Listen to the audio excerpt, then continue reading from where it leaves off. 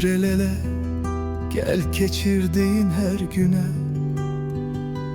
Allah veren, bəxşeleyen paydı yaş.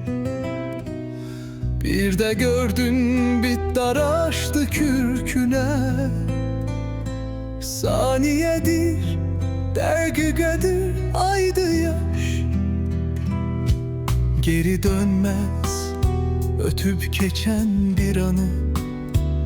Senle gezip dolansa da dünyanı.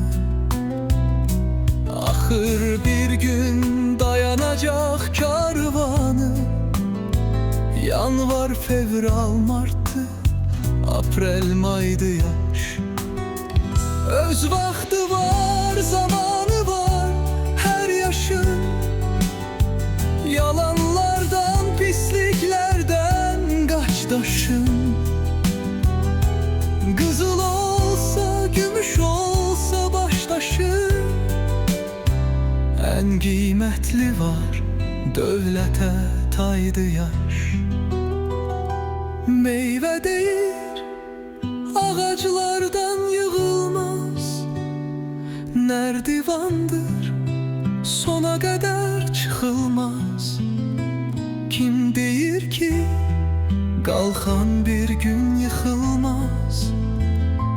Toplanandı, üste geldi, saydı yaş. Ey Füzuli, her yaşını düz yaşa.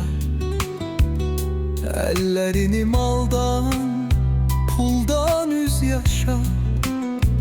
İsteyirsen 90 yaşa, 100 yaşa. Eğer yoksa adamlığın zaydı yaş. Öz vakti var, zamanı var her yaşın. Yalanlardan, pisliklerden kaç taşın. Kızıl olsa, gümüş olsa baş taşın. En kıymetli var, dövlete taydı yaş.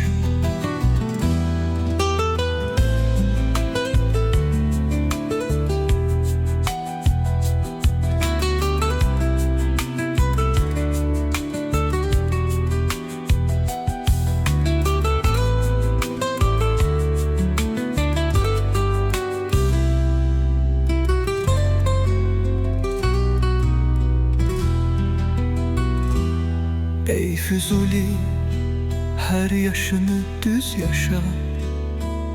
Ellerini maldan, puldan üz yaşa. İsteyirsen 90 yaşa, 100 yaşa. Eğer yoksa adamlığın zaydı yaş.